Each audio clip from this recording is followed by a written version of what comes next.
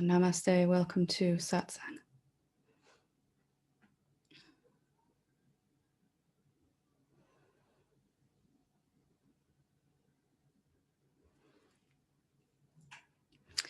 Tonight I wanted to talk about something that's really, really important to come to understand, and also will help us to smooth our journey.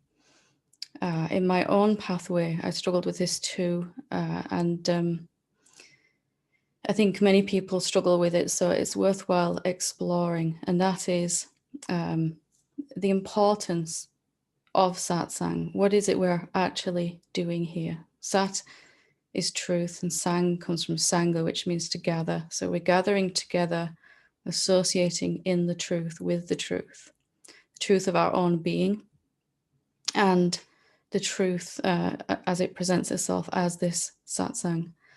And at first it can be something that we feel we shouldn't be doing.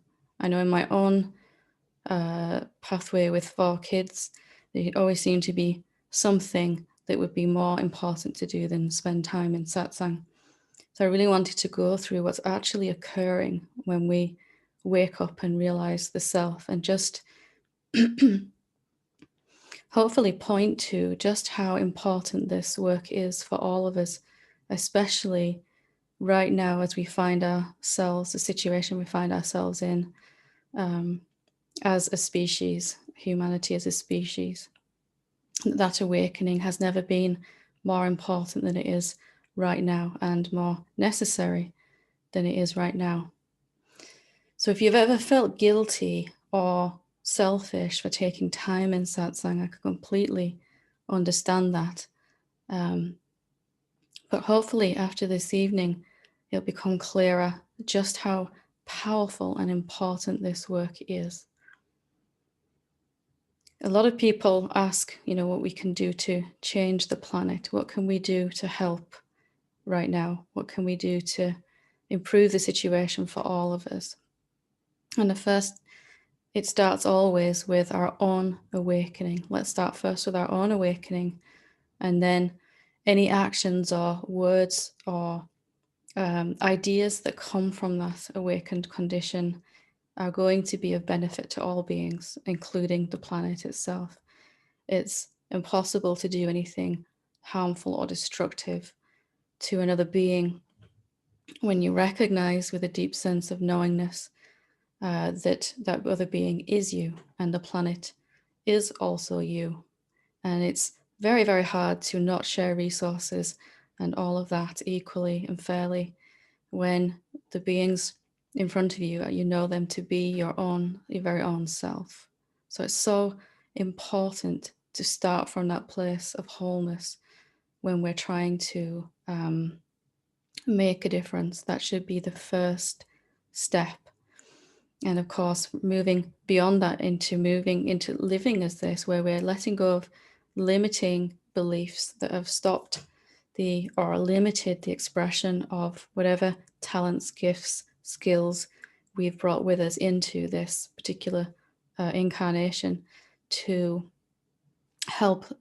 Each one of us has a unique way that we can help and contribute in a way that nobody else can, a way that serves and uplifts other beings.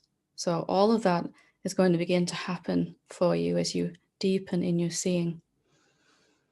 But perhaps, and we sort of intuitively know that, we may even hear that over and over again, but perhaps the most important thing that it took me a while to realize about awakening is the impact that my spiritual work, my epiphanies, my letting go of thoughts, the impact that that's having on the rest of humanity. And of course, not just me, each one of us that does this is having a tremendous impact as we do this. Each being that pushes through some limiting belief and has a deeper seeing of what they really are is simultaneously affecting all of humanity. In fact, all of creation. And it's not really, it sounds like mind-blowing, but if you think about it just a little bit, If we are, in fact, if there's only one of us here, and that one being is expressing itself through different mind-body vehicles as human beings, as the flowers, as the planet, as all the different types of animals and insects and everything that could ever be in this universe, then if one body-mind vehicle has a realization, has an aha moment, or lets go of something that we previously believed to be true, then how could that not have an effect, a ripple effect, sending out a shockwave of sorts?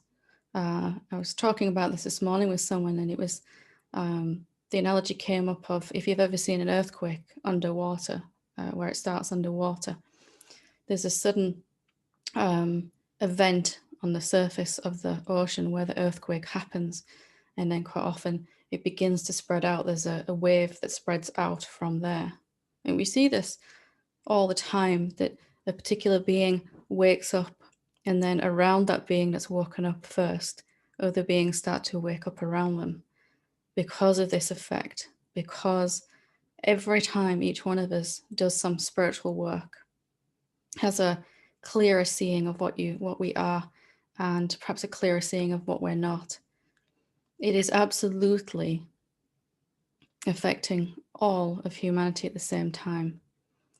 And it makes it that little bit incrementally harder for the rest of human beings to believe that same thought that we've just transcended. And the impact of that, if you really begin to think about this, it's massive, isn't it? And why is this? Because if I realize that I am everywhere, if I begin to see that I am not actually a thing, my body is a thing, but I can't find myself as a thing, as an object, as a someone. There isn't a someone that is inhabiting this body. When I start to look, I find only formless awareness that doesn't have any edges. And as we begin to investigate more and more, see this again and again, what it actually means to be formless, we come to see with ever greater conviction that it really means I'm everywhere, that there is only the one being. So it's not me here, this separate being, having a realization about myself, isolated to the rest of the human kingdom. It is in fact the everywhere-ness, recognizing its everywhere-ness, and that has to simultaneously uplift the human consciousness, incrementally, tiny increments, but powerfully so, changing the face of humanity forever. And each body-mind vehicle that has this kind of epiphany or seeing, or even pledges to be more unconditionally loving to themselves or others, wherever we're at, we must come to see the importance of this work, and that it is the most powerful thing we can be doing to help with the situations that are going on on the planet today, and the state that we find ourselves in terms of what we have been doing to the planet. It is so important to recognize that we're not just this separate being, and that my latest epiphany isn't just something I've realized here. It is simultaneously affecting everybody. And we see this all the time in satsang. You know, somebody will ask your question, and you didn't even know you had that question, but another body asked the same question, or you somehow get the answer that you've been looking for from some other source, a random comment or a book that you pick up. And this is happening all the time because of the oneness. So I just want to take a moment just to digest the enormity of this when we really begin to see. It's not that we have a responsibility, although we could say that too, to wake up, but that in fact this is the first and the best way for us to significantly change the landscape of human interaction with each other. And each time that one individual wakes up to the realization of the truth, it is getting closer and closer towards some pivotal moment where it gets harder and harder for us to believe in separation, the rest of humanity, to believe in lack, to believe there's not enough, to believe we have to look after our own selves first only and not others, to believe we can't share, we don't have enough to share, whatever it is that we're believing. So I wanted to point that out because it wasn't clear for me at first. And when I really understood this, it just blew my mind wide open. Right here, as I sit here, struggling through my meditation today, having a really fragmented, disjointed meditation, or asking a question in contemplation, or just sobbing and sobbing because there's so much love, I don't know what to do with it, or whatever we're feeling, experiencing, seeing, that is simultaneously helping all of us. So our viewpoint begins to change from this is selfish to this really is selfless, and that there really is no more important work I could be doing. Let me wake up first, and then I'll be powerfully inspired some way to do something that makes a difference. My actions and my words will be totally in line with the truth that I've seen myself to be, and my actions will be in a form of service to all beings somehow, whichever way that is. And by the way, it will bring us great joy to actually do those things. It will make us feel alive and passionate and purposeful. So just taking in the enormity of that, if you really can kind of get your head around that for a while, that you're not someone waking up, you are the infinite, recognizing its own infinite nature. Each time we do that, each time we see that, it's getting clearer and clearer, and we're chipping away at this resistance, this tendency to see ourselves as a someone, to see everyone else as a someone. And what do you think happens to your actions and to your speech and to your thought process when you have deeply seen that you are not separate to anything? It's got to change everything in that way, hasn't it? It's impossible to hold any sense of limitation and separation eventually. I just wanted to say that it's not just benefiting yourself that you have participated in this satsang, are participating. In fact, right now and throughout the entirety of this satsang, with the interactions we'll have later, we are changing the face of human consciousness. And that's no small thing, is it? That's perhaps the most important way we could be spending our time, pushing forward the barriers and the boundaries of human consciousness, of human understanding. When the self appears as a human being, it has the capacity to think about itself, to really begin to understand itself. And it is doing that in all of these, including this one right now, in and as this satsang. And it isn't just affecting us here on this satsang. It's sending out a shockwave throughout all of humanity.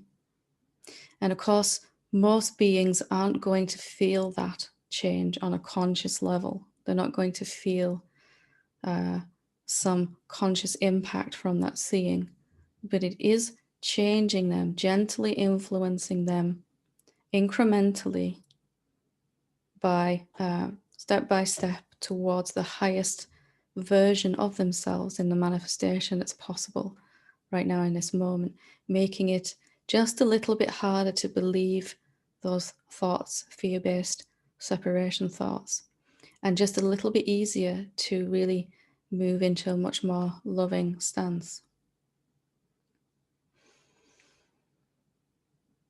So I have to tell you that because quite often it's not obvious at first, is it? It's not obvious the power and the importance of what we're doing here, what we're seeing here.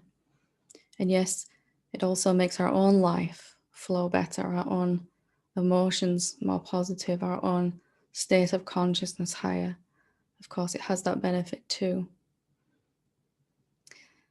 But of course, if we see from this awakened place, see from the truth, see each being as our own self,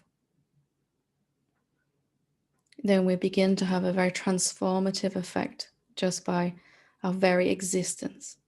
Just the fact that we're existing is doing something amazing to the mass consciousness of humanity.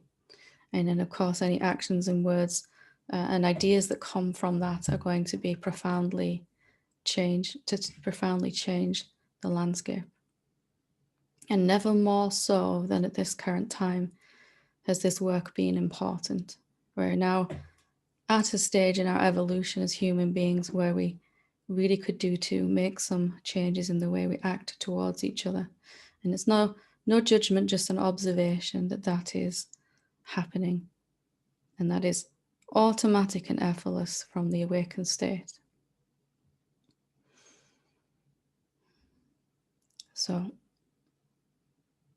when I really got this, I just spent a good few days just sobbing and sobbing at the realization that I could get to have what I want, peace and all of that, but also that I'm making a difference just by my willingness to see and transcend. And I want you all to know that this is how important this is and how amazing it is.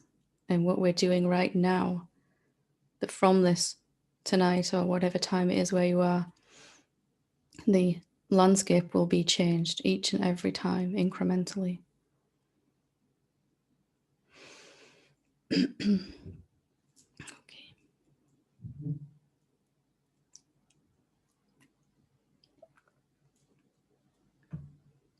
Okay, so I'll open it up for questions. I've got three here I could read out, but we'll see how many hands go up. If you would like to ask a question, please raise your hand on Zoom or share something. I'll read this first one. Okay. Hello, Helen. When I asked last week, am I watching a movie immersed with no influence, or can I control a character like a video game?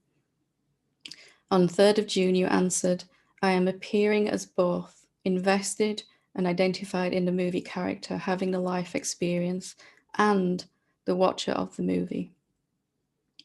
When I asked if I had direct influence over the movie character, you said no, it's just happening.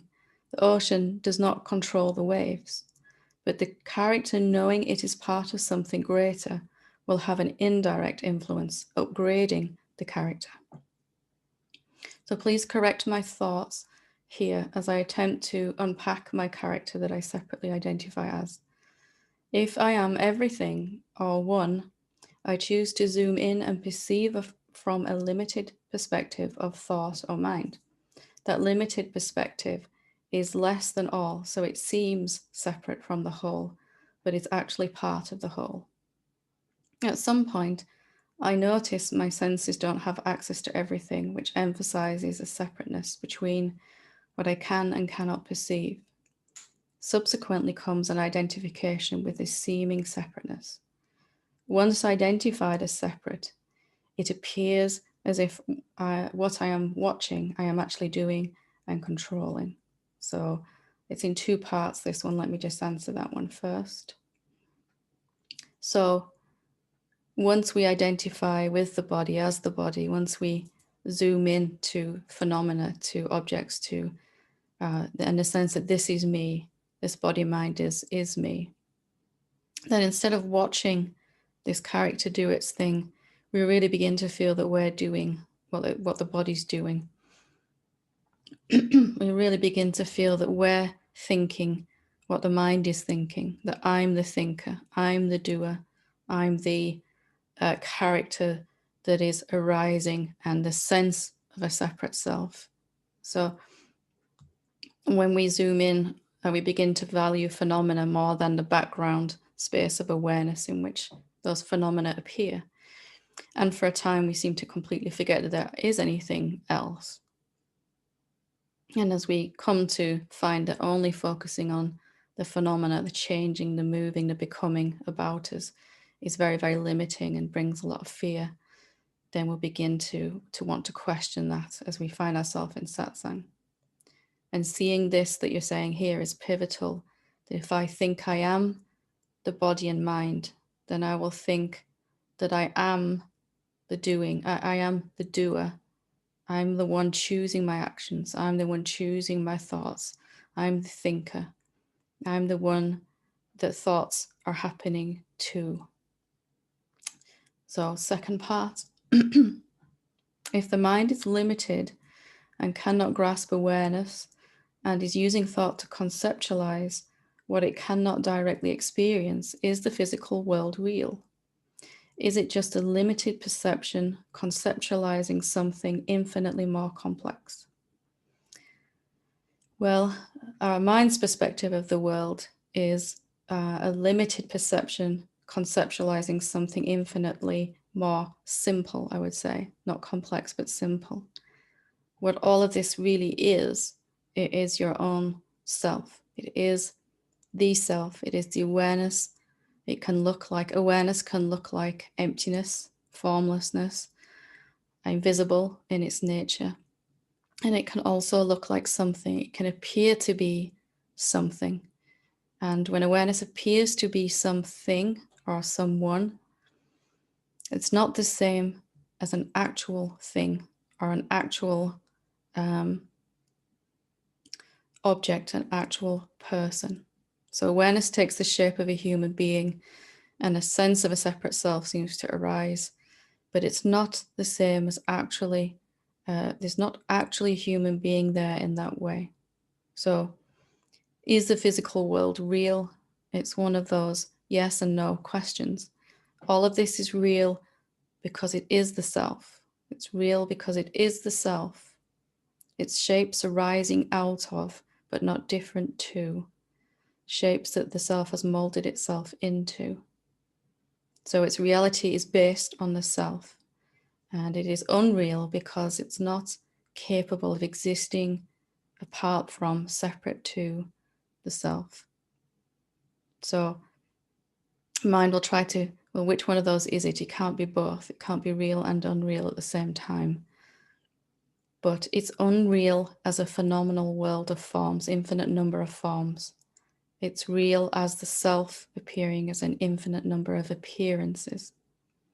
Just like a mirage in the road appears to be water, but it isn't actually so. You can't get wet from it. This world appears to be separate forms, separate beings moving around, but isn't actually so. Okay, I hope that helps with that one. Lovely. So we have a hand up. We'll go to Colleen when you're ready.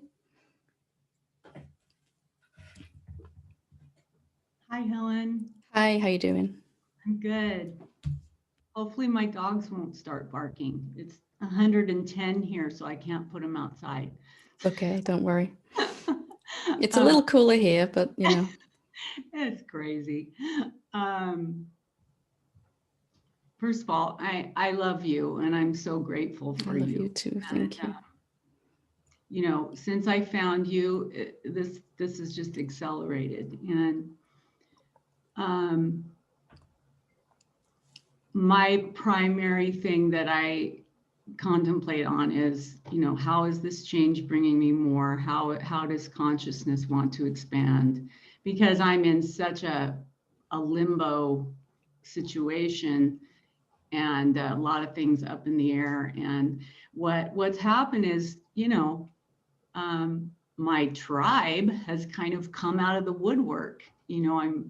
People are coming into my life that have similar views, even a couple that actually know what I'm talking about. That's always nice, isn't it, when you can have a Yeah, conversation with someone and else I about can this? see the expansion. I can feel it. I can the fear is completely gone. But I just wanted to run this one experience by you because it kind of threw me for a loop. I was walking in the mall with my dog, and my dog gets a lot of attention. This family wanted to see my dog. And this young woman, she looks at me and says, "Are you a healer?" And I said, "No." And she said, "There's energy just coming off of you. Do you know that you're connected to the Jupiter and the moons?" And I was just like, "What?" And I ended up, I mean, she was so intense that I ended up having like this reading with her over the phone where we hung up the phone and meditated, and then she got back on the phone and she told me all this stuff that was impossible to know about my dogs, Hmm. about, I mean, seriously, there's no way that someone could know this stuff. Hmm. So, and then, my root chakra was blocked, and I'm a healer and I can help you with that. And, this whole thing. And I ended up going the next day to like a healing session with her. And, a lot of stuff she said was impossible to know. And I guess that was kind of like, so then I got home, and I mean, of course she's wanting money, and like, she, which I had no problem with the first session, but then it's like, we have to go slow because you could get hurt, there could be, and then it started to be like, wait a minute. And I got home and I went, wait, if I'm the self, what the hell is this? I mean, it just kind of threw me for a loop because she knew stuff. You know what Yeah. I mean? Yeah. And so, and she was telling me, I don't know. And I don't, and I started thinking, is this a scam? And looking it up and doing this whole thing. And then I don't know, it's kind of screwed me up, mainly because she knew stuff that was impossible to know. So it felt like, am It's I supposed to follow this? This is, but then I How did got, it make you feel inside, as you progressed with this? Was there some feeling inside of some sense that this isn't the right thing anymore? This has shifted now.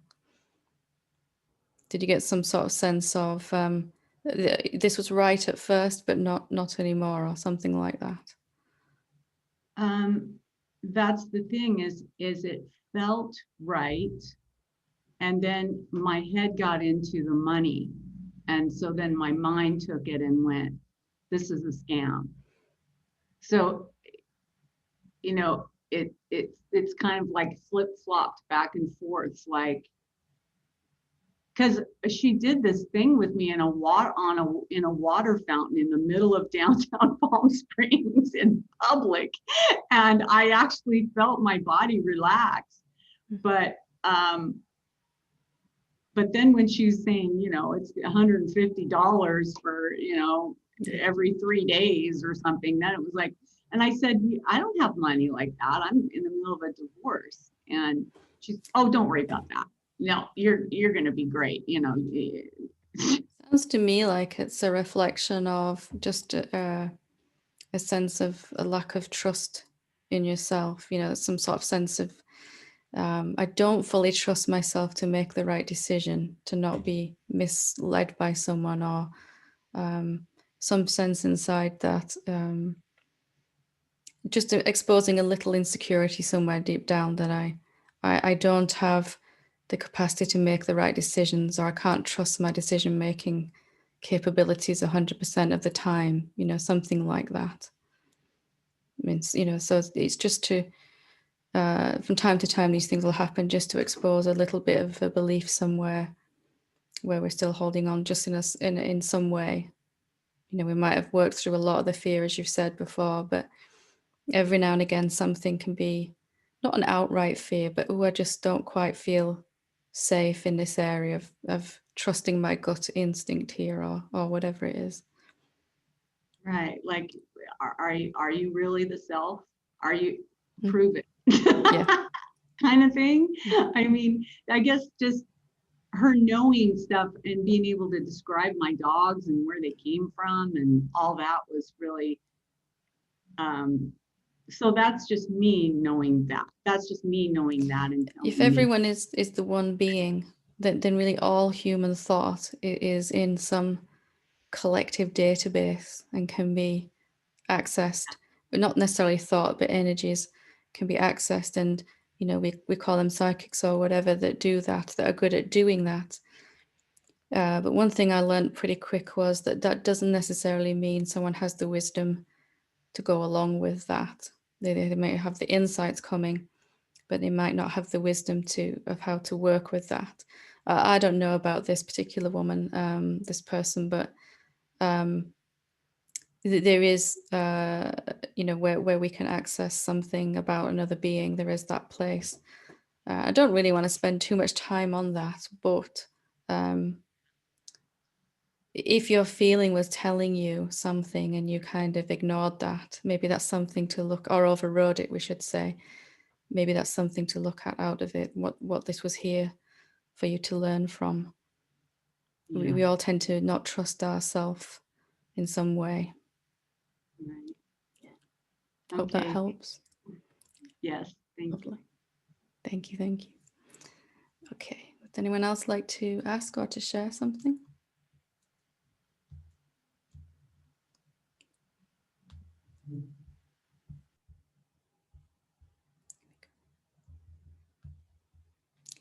Okay, Avishag, when you're ready.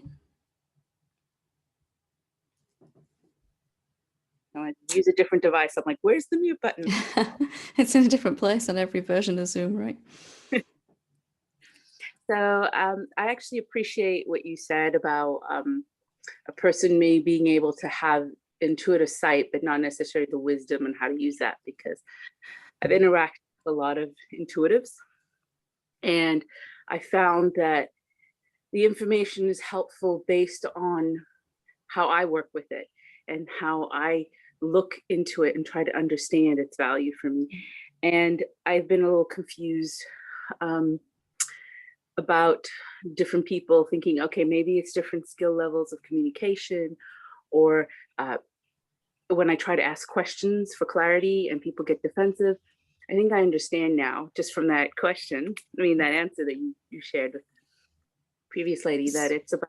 It was like that for me. I used to know all kinds of things about people, strange things about previous lifetimes and all sorts. And yeah, I didn't have the wisdom at that point to know how to work with that best. I certainly wasn't awake or anything at that point. It was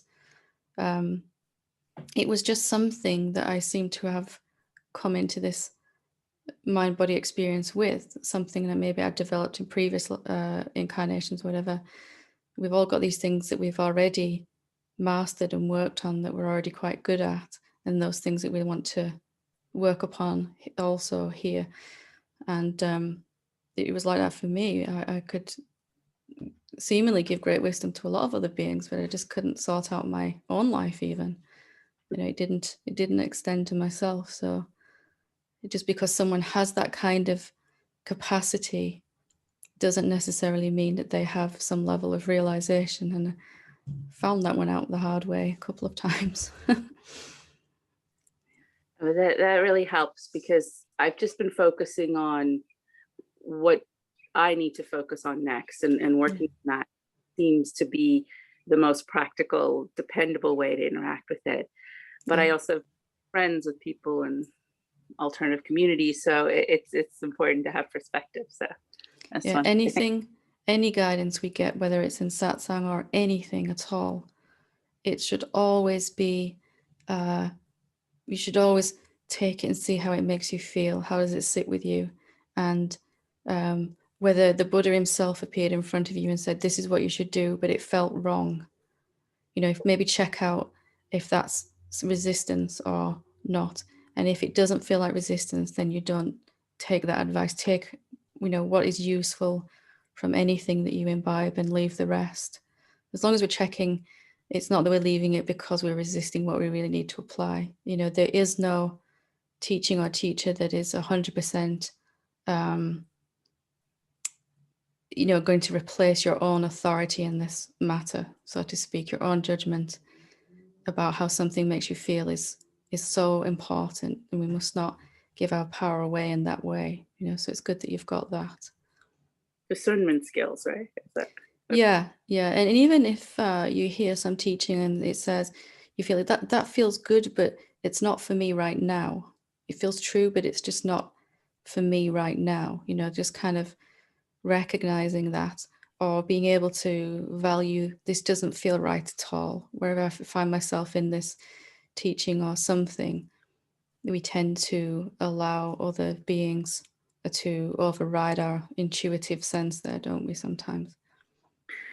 Yeah, I think that also brings up another aspect, is that people have different styles of approaching. And so sometimes they're going to give me advice based on how they want to interact. And it doesn't really suit how I interact with life and work on myself. So there's this, it's a nice idea. I can see its value, but I can't relate to it because it doesn't suit my personality or something like that. Yeah. And it's always good to remember that if someone hasn't yet realized the self, that any advice that they're giving you is coming through their own filters of perception. Doesn't necessarily mean it's wrong, but just it's always a good idea to remember that, isn't it? That what they see is being colored by the beliefs. And so, it's a handy rule of thumb. Yeah, I find it also when I'm being of service to others, like how observing, like my feedback seems to be more like, you seem to be like how you're feeling in the moment versus this future stuff, which seems to have beneficial results. So it's very grounding to just have more clarity on the whole. Good. Lovely. Good to talk to you. Okay. Joyce, when you're ready. Hi, Helen. Hi, how are you doing? I was doing better, but I feel like I've slipped in. So I have some questions around contemplation. Like I was doing, what I understood was like to do a contemplation for 30 days. Am I right with that? Yeah, it's enough time to consistently change the way we think about something, or perhaps the way we think about ourselves. Right. So, I mean, I found it hard. Do you only do one contemplation at a time? Because one contemplation will sometimes bring up then, another question, right? Yeah. And like it's you find sometimes that when you start to ask one question, a lot more questions come. Yeah. And suddenly you've got all these questions that you want to ask. And this quite often is a subtle way that mind has of sabotaging us in our 30 days process. So but it's not always. What you can do is, if a question comes up that you've been asking a certain question, and in the middle of that session of contemplation, some other question comes up, you can feel that question out. What does it feel like in your body when you ask that new question, that second question? And if it feels a little bit lighter and higher, then it's a genuine question that you can switch to and perhaps release the old question, because that has done some of the work. Then you're getting closer to the core issue underneath. So the question that's truer for you will feel more important or more of a resonance than the one that you started off asking. If it's subtle resistance from mind, the second question, the new question will feel, it just won't feel as enticing. It won't feel, it will come with a lower frequency than the previous question. The body is one of the things it does, and the reasons we have it is it senses frequencies, doesn't it? It senses energies. And each question has an energy. So a question from the ego or the mind is going to feel very flat and normal and dull compared with kind of a real sense of wanting to ask this question. It's really the self wanting to recognize itself. Yeah, I kind of get that. I can tell the nuances there, and the good. feelings Yeah. of the And question. trust yourself with that. Trust yourself with it. And then can I ask you something else? Yeah, absolutely. It has to do with my family, and I feel like I've made a big mistake because I was kind of in, like, I seem to do much better if I have no contact with my family, because it hurts me and confuses me in ways I can't describe. And but the thing came up where my mom was being put into a home for a while, and like just a block from where I live, and the invitation to go and visit her, and I thought, okay, well, this is a very different thing to have happened, and maybe um, I found myself being pulled to go, and very very soon it has really spiraled into an old horrible place for me of really deep pain, and it that kind of related to my contemplation question Yeah. of unworthiness, and am I being something fundamentally horrifyingly wrong with me, and brought that to the forefront once again. Can you use this though? Is there something going wrong here, or is this an opportunity? I don't What would be perhaps the usual way that you would talk to yourself after this kind of thing is, I knew it, I shouldn't have gone, why did I do it? You know, I should have um, I should have known better, or something like that, you know. And maybe why this has happened is so that you can use it as a it's okay that I wanted to try to build a relationship again. It's okay that I'm not ready to do that yet. It's okay that I tried. You know, can you see the difference in the way that you handle inside, you talk inside about the outcome of it, you know, okay, rather than yeah, a self judging and blaming, which yeah, we all I tend should to have do, known isn't it? better, I should have known better. Yeah, why did I do that to myself? Why Why won't I am ever I pulled learn? that way, and Yeah, what the hell is wrong with me that I yeah. didn't foresee that, and was filled with hope of some kind that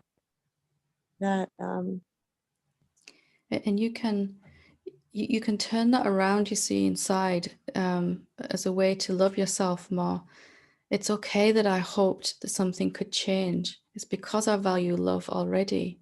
It's because I want a resolution to this, because I value peace, because I don't like conflict in a relationship.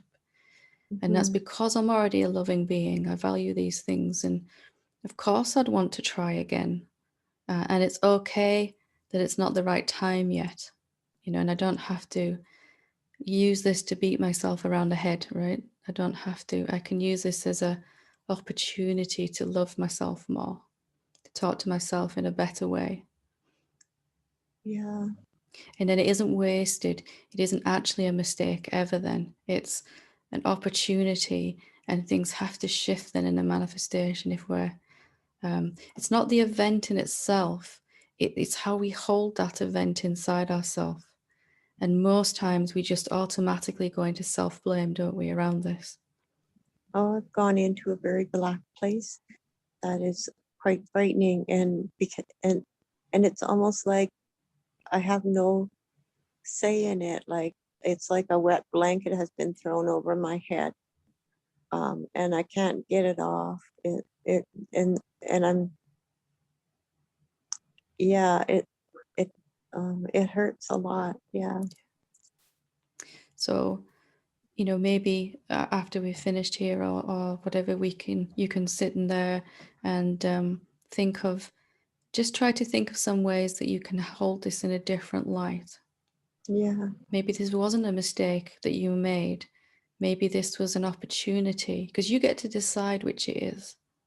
You always get to decide. yeah. Okay, that's a good reminder. Yeah. And it's not that this thing has happened to prove that there's something wrong with you. It's happened to No, give you an opportunity to talk to yourself differently in this moment about it. And then it can never happen the same way again. If we talk to ourselves the same way, we're going to get the same thing next time it comes up, the same type of manifestation. As we right. love ourselves more, just gently, you know, we're not aiming to climb any mountains. It's just taking a couple of steps forward in, can I talk to myself nicer here? Can I treat myself better? Then you're going to get some kind of different change, some change in the manifestation next time. Great. Okay. Wonderful. All of life is always like this. Everything that happens is an opportunity for you to be that love that is the self. And it starts with your own life first. If I can recognize that I'm saying things, treating myself in a way that I wouldn't treat anybody else, what can I do about that right now? Can I begin to just soothe myself with sometimes it helped me just to write things out, or just to say them out loud to myself, or whatever you feel pulled to do. But most important is, it's not a mistake unless you say it is. That's so important. Okay. Okay, I'll think about that more like that. Lovely. Well done for reaching out for help. Not easy, is it?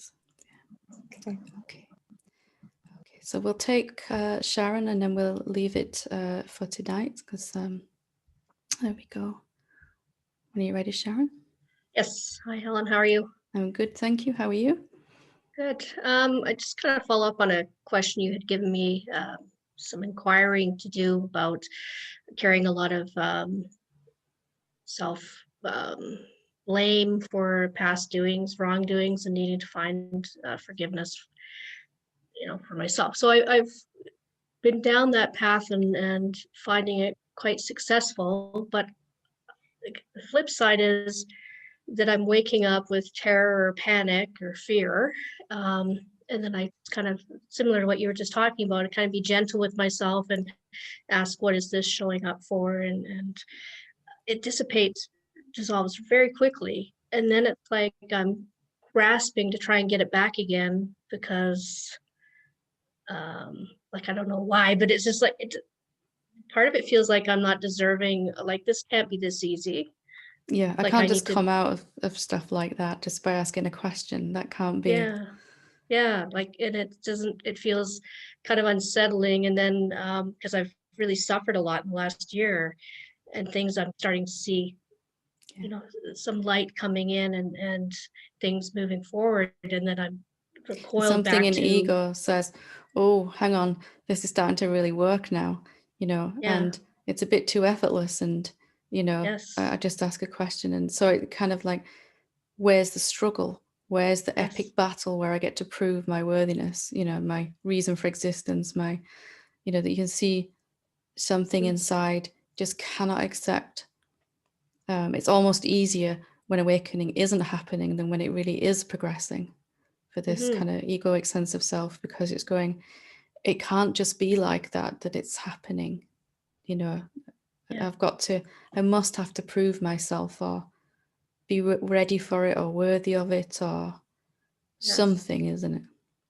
Yeah, so I'm getting a lot of those, and I'm trying to stay with it in terms of, well, why don't I deserve this? You Or can like, why am I shortcut not? this whole thing. You can fall into a trap for a very long time of trying to feel ready for it, or which is impossible. I tried for a very long time and failed. Or just realize, well, I am already it. This question of even of acceptance of it is just not so relevant. If I am already it, I might as well live as it.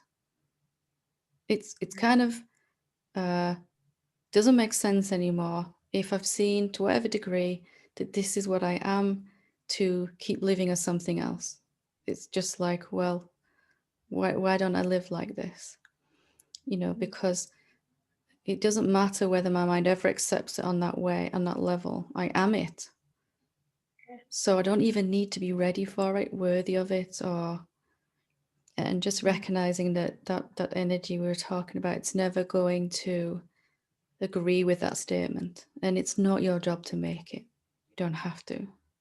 Right? It's kind of feel like I've got this dual thing going on. Absolutely. There's like this part of me that's really breaking through, really starting to enjoy the fruits of my contemplation and my inquiry. And this other part of me that's going, hang on, let's put the brakes on here. This is a little, Yeah. it's getting a bit real now, you know. Yeah. And you Yeah. just notice that it's resisting because it thinks some big changeover is going to happen, and the ego, will stop existing. Mhm. Because it can't see that you have always been this and nothing is switching over. You're just looking in the mirror and seeing clearly, oh, that's what I am. You know, the ego says, well, yeah, but when the self moves in, I'll get annihilated or something. So it resists that Mhm. change. It says, Yeah. you're Or not I'm ready not ready yet. yet. Yeah. Yeah. Or That's you're all not worthy that, yet or something, yes. right? Yes. How could if the people I have caused harm for still suffering, how do I dare Yeah, be free exactly. of that? It Like, has it's a real a thing. lot of very good sounding reasons why you shouldn't just step into that. But you can turn that around and say, well, the best way to help any beings that I've wronged is to wake up and be free. And that's helping them, as we were saying at the start. And then my actions will be much more in line with who I really am, you know. So, and it's not that those things get ignored. It's just that you're going to look at them from the correct place, being the self. You know, it's not just like, oh, so what if I wrong someone? You know, it's just, doesn't it make sense to fix these things from the real place? Right.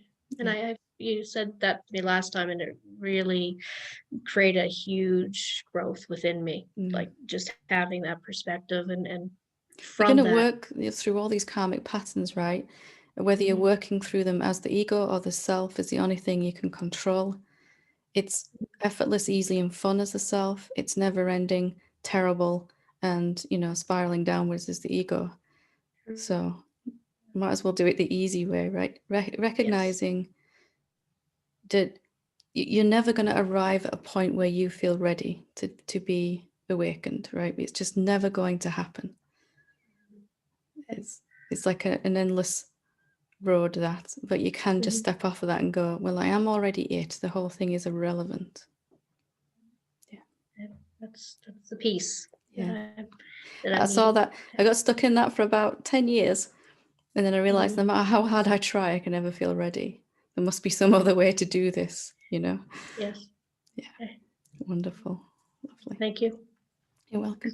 I must have missed Colleen. Sorry, Colleen, when you're ready. Oh, wonderful. Thank you so much, Helen. No worries. Great to be here today. Good to have good you. to see you. Thank you. And I am in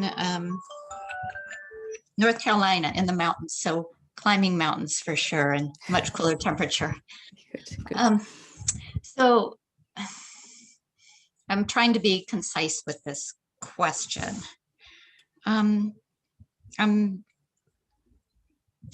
I don't know if it's the mountains that actually started before, but it seems that certain sights, certain sounds, certain smells are kind of activating memories of myself in younger years, earlier times, and various ways that I was, that I acted, good, bad, ugly, fear, great anger, rage, the whole gamut. And most of the time right now,